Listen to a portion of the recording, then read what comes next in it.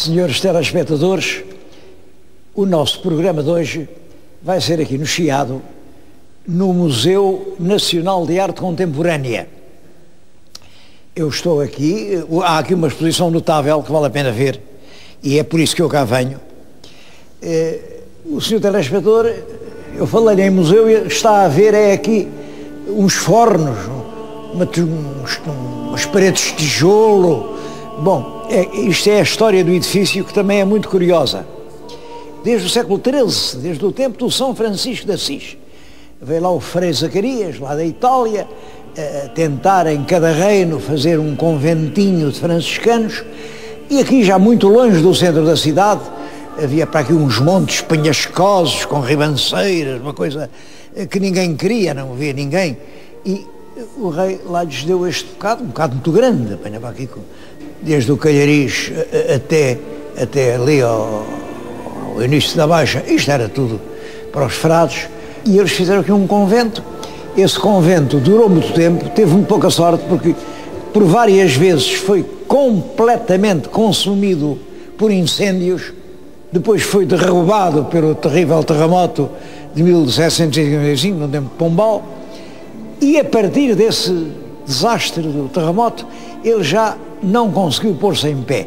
Quando veio o liberalismo, todos os bens dos conventos são vendidos em asta pública. Nesta altura já não era longe de Lisboa, no liberalismo isto já era centro da cidade, quase. Portanto, o Estado reservou para si uma parte do convento. Olhem, está lá o Governo Civil de Lisboa, esteve lá durante muitos anos a Biblioteca Nacional, até que foi mudada lá para cima, para o Campo Grande. Ainda lá está a Escola de Belas Artes. Bom, e este bocado foi vendido em asta pública a um judeu de naturalidade inglesa. Ele, acho que trabalhava em padaria, e o nome que lhe davam era o Abraão Padeiro. O Abraão Padeiro comprou isto, fez aqui uns fornos. Isto era uma maravilha de técnica para o tempo, muitos fornos, e aqui cozia a bolacha com que abastecia a Lisboa. Isto é feito, isto deve ter sido feito cerca de 1840, estes fornos. Não deve ter sido muito antes disso. Até que, em 1911, depois da República, resolvem fazer um museu de arte moderna e contemporânea, porque havia o Museu Nacional de Arte Antiga, como sabem está nas Janelas Verdes, é um grande museu, mas havia pintura que não tinha nada que fazer ali, entre aquelas tábuas góticas e quinhentistas, enfim, e barrocas, não. Era outro tipo de pintura, exigia outro tipo de museu, e então o Governo da República instala aqui um pouco com um espírito provisório, porque isto não era, claro, não era casa para o museu. Bom, de então para cá têm-se feito muitas obras, mas o museu continua muito acanhado, cabe mal aqui neste, enfim, está aqui, até o acesso é mau, está aqui nesta ruazita, olha, chamavam isto antigamente a Rua do Saco. Rua do Saco, que era um beco sem saída, chamam-lhe agora Museu do Chiado, até um pouco para fugir a isto, Museu Nacional de Arte Contemporânea, mas isto tem muita coisa que já não é contemporâneo. Aliás, contemporâneo é o dia de hoje, é o dia que passa, contemporâneo é um ideal. Mas vim aqui, não foi para mostrar os fornos do padeiro, vem ao fundo uma grande fotografia, e aquela grande fotografia mostra uma figura, enfim, ainda um homem que não é velho, sentado numa bela cadeira estilo império, creio eu, junto de alguns quadros. Atrás está uma tela, uma grande tela, com um retrato. E é importante porque ali vê-se como ele pintava os retratos. Começava pela figura, pela cabeça, que está acabada, está pronta, está como deve ser, e depois o resto era preencher o quadro já. Não. E não tem desenho, é muito importante ver isso. Ele pintava sem um desenho prévio. Isso é muito importante porque hoje, em regra, o desenho precede a pintura. É muito interessante aquele quadro porque o retrato que está atrás dele, que era um ator absolutamente famoso no seu tempo, ele acabou o retrato, O retrato foi a Paris, a uma exposição, Paris de 1900, e depois, quando o navio vinha de volta, o navio afundou-se e foi para o fundo com os quadros. Portanto, a única indicação que a gente tem desta obra do pintor columbano é realmente aquela fotografia. Dá-nos ali o homem na plenitude do seu talento. Quando ele faz aquilo, já é um homem muito admirado. Devo-lhes dizer que eu ainda conheci Columbano. Parece impossível, mas ainda o conheci. Ele morreu em 1929, quando eu tinha 10 anos, mas ainda conheci Columbano.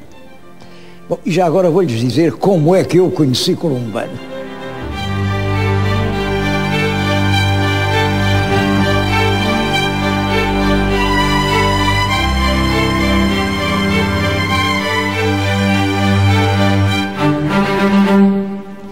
Ele está ali representado, aquele vulto de cartola e de óculos.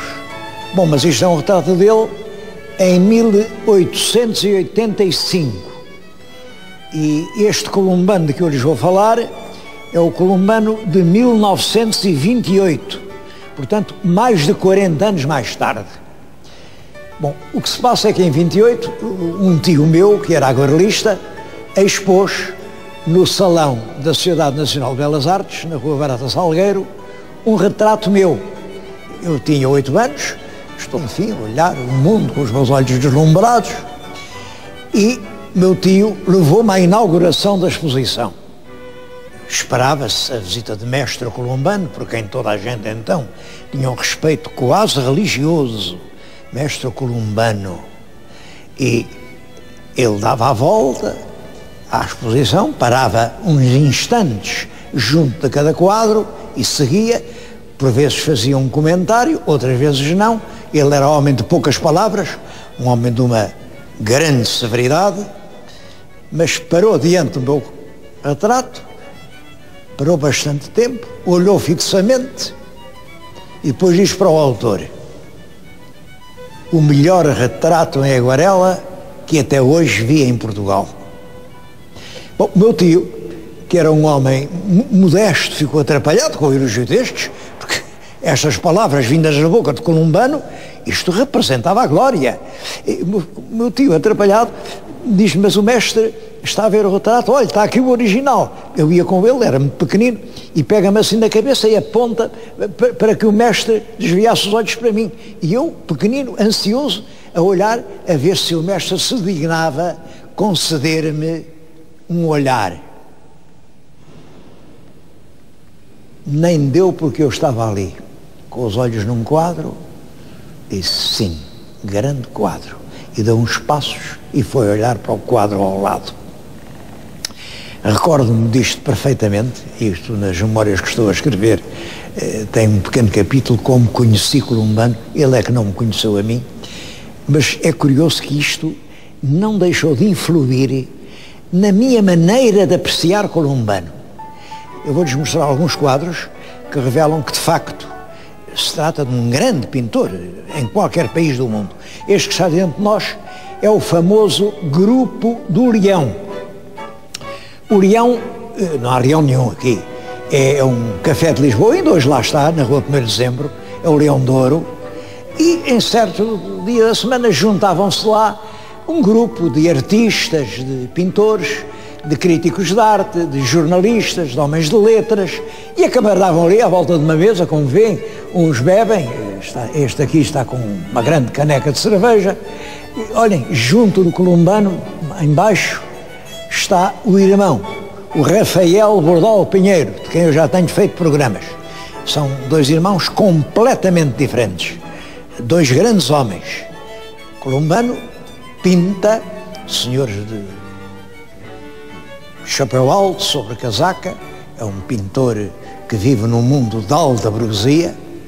O irmão faz aqueles bonecos das Caldas, faz aquela louça, aquela cerâmica, faz arte para o povo, às vezes em casas de pobres camponeses. Na parede, um prato que vem das mãos ou da oficina do Rafael Bordal Pinheiro, da louça das Caldas. São duas maneiras de servir o país. ambas legítimas.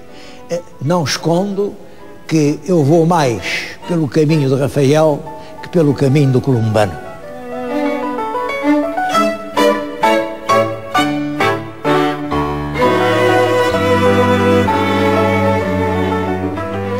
Aquele grupo do Leão que acabamos de ver é de 1885. É o mesmo ano em que em Portugal surge o movimento da Vida Nova. A Vida Nova são intelectuais portugueses, tem um papel muito importante aí, Oliveira Martins, e eles são impressionados pela Alemanha, pelo Bismarck, pela importância do executivo, e querem um governo forte, um governo que se deixe de lérias e faça o país andar para a frente, e apoia o Dom Carlos. É isso que eles chamam a Vida Nova. Mas no mesmo ano ele pinta um quadro íntimo, um quadro secreto, um quadro maldito, mas acho que é um quadro profundo.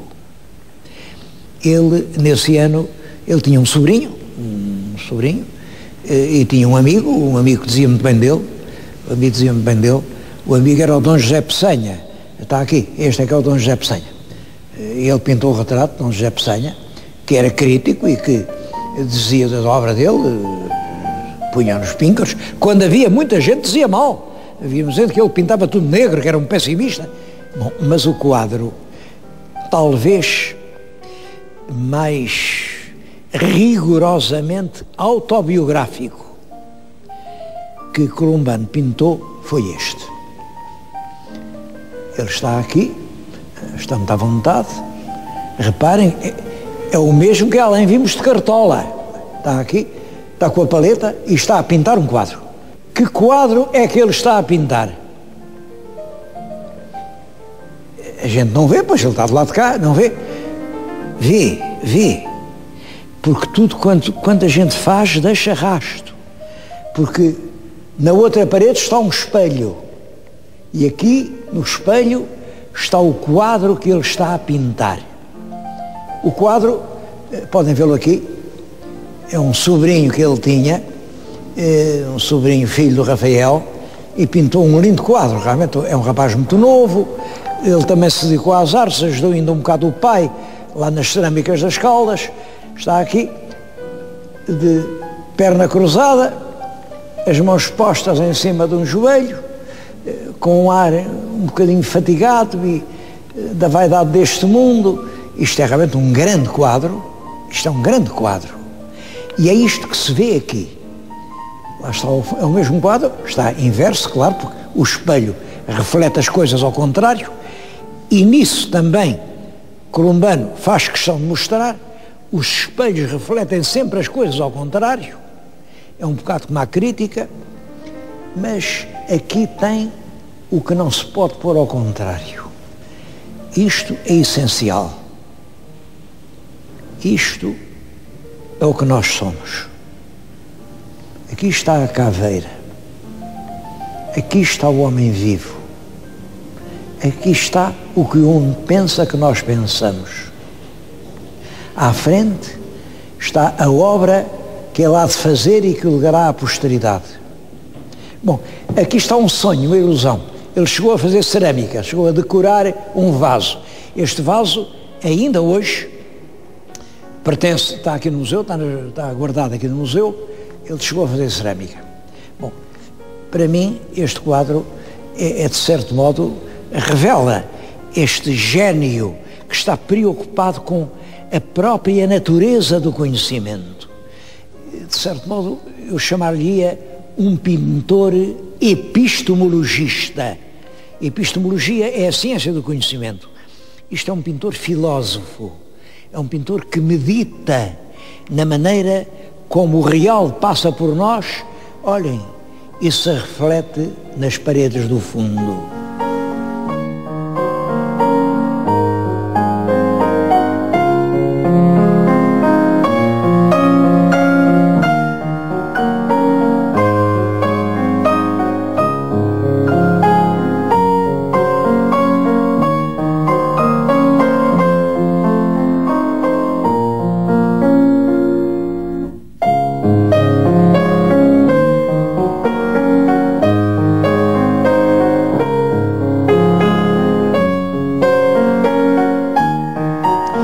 este quadro volta a usar este truque dos espelhos. O quadro é muito interessante, até por uma razão. Isto é de 1880, 2 anos antes, tinha sido publicado em Lisboa e tinha feito imensa sensação um romance de Eça de Queiroz chamado O Primo Basílio. O Primo Basílio é um primo que fez fortuna, chega de fora e vem a Lisboa falar à prima, que está casada, é uma senhora muito respeitável, mas o primo, olha, estas coisas acontecem.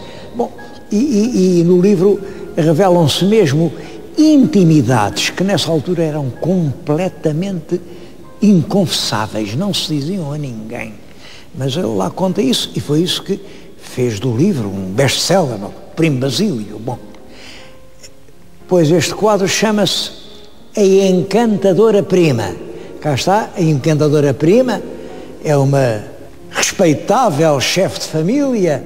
Eu penso que a ideia da família estabelecida é dada por este vulto, uma estátua aqui, talvez seja uma Minerva, não sei, uma Atena, a família. Isto é o salão da família. Um salão que aqui tem um espelho, aqui no móvel tem outro espelho, aquilo ali não sei bem se é um espelho, se é uma gravura, mas tudo isto reflete.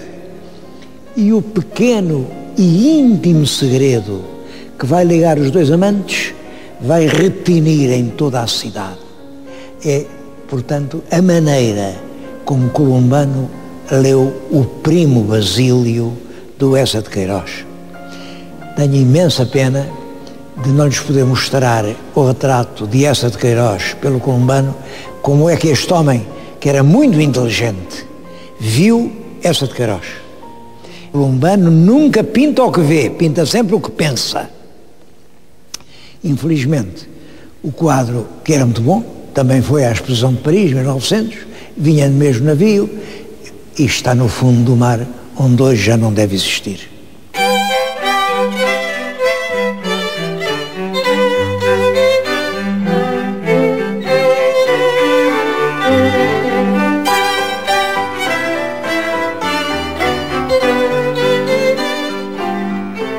Mas Columbano fica na pintura portuguesa principalmente como um extraordinário autor de retratos. Ele sabia isso. E há uma época da vida em que ele se dedica a fixar a imagem para a posteridade dos grandes vultos do seu tempo. Aqui na exposição está apresentada a grande maioria desses retratos que ele chegou a apresentar numa exposição coletiva, exposição que foi apresentada pela família real, fez grande sensação, e os retratos. É muito curioso porque, assim, quem venha aqui muito depressa, entre uma ponta e saia na outra, parece que são todos iguais. Na verdade, são retratos profundamente diferentes. Vejam que Columbano entendeu a alma de cada uma destas figuras. Eu vou começar por uma ponta, é o Guerra Junqueiro ainda jovem, Guerra Junqueiro já célebre pelos seus poemas iconoclastas. O segundo é o poeta António Feijó, de quem realmente Columbano evidentemente gostava. O terceiro é o Coelho de Carvalho. Repara esta figura assim, grisalha, soturna. Ele era ilustre porque era reitor da Universidade de Coimbra. Mas nessa altura ser reitor da universidade era uma coisa soturna e sombria. O retrato mostra perfeitamente isso. A seguir veio Silva Pinto. Reparem como é diferente. Silva Pinto é um homem notável, foi ele que reuniu os poemas dispersos do Cesário Verde.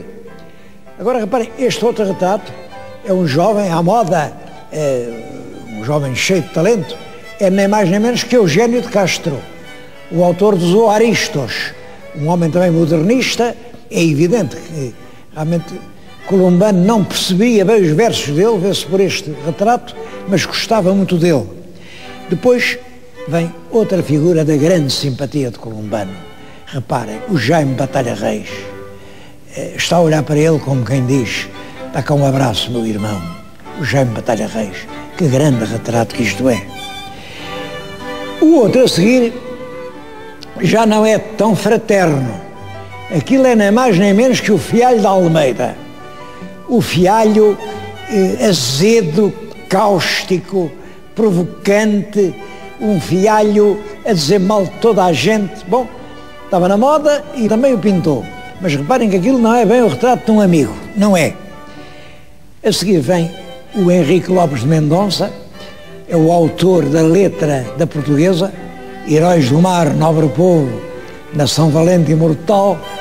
E é curioso, este Henrique Lopes de Mendonça estava casado com uma irmã do Columbano, era cunhado do Columbano. Eu penso que o espírito da portuguesa, Heróis do Mar, Nobre Povo, passa ainda um bocadinho para os quadros relativos aos Lusíadas que o Columbano vem a pintar.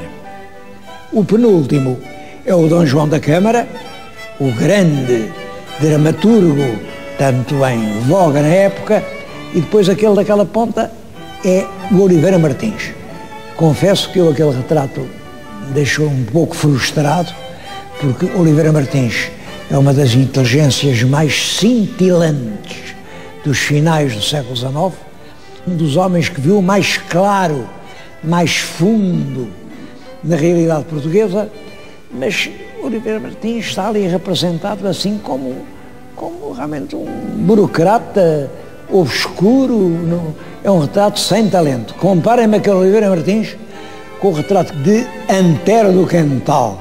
O Antero, todo ele irradia luz. Reparem, é uma lâmpada acesa. Antero, que aliás faz parte da geração, de certo modo, de Oliveira Martins, ambos eles têm ideologias, não são sobreponíveis, mas não são adversárias, como ele pinta Antero e como ele pinta Oliveira Martins.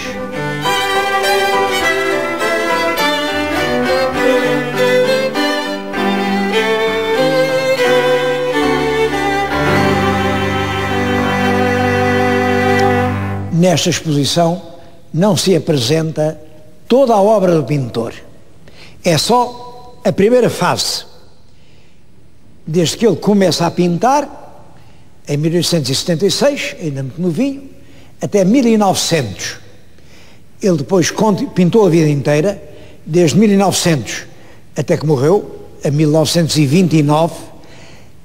Essa segunda fase da pintura é já menos de ruptura, menos de protesto contra os processos académicos e clássicos. É já uma pintura, digamos, mais conforme ao politicamente correto e estabelecido.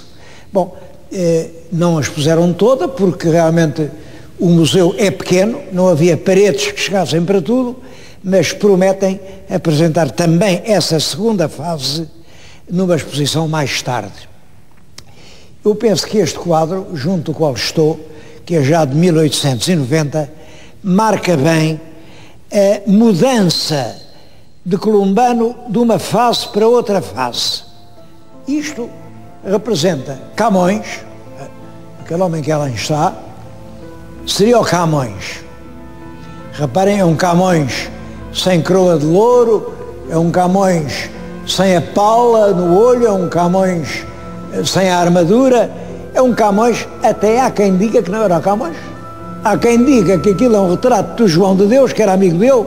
Bom, de qualquer maneira, é um Camões do modelo que ele arranjou ali e que de camoniano não tem nada.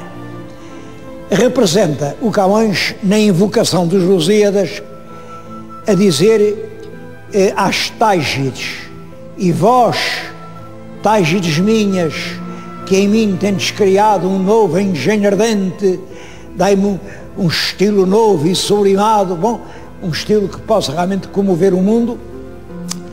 E é muito curioso que nessas estrofes ele diz até isto: dai-me igual canto aos feitos da famosa gente vossa, que amar tanto ajuda, que se espalhe e se canta no universo, se tão sublime preço cabe em verso, Quer dizer, ele pede às Tágides que lhe deem um canto que possa tornar conhecido em todo o universo os feitos da gente das Tágides. Ora, a gente das Tágides era a família Noronha, a quem ele serviu e que depois o perseguiu. O quadro, como veem, isto pertence ao Museu Grão Vasco, é célebre, bom, mas já está muito longe da intimidade, do rigor psicológico. Nem o Camões é Camões.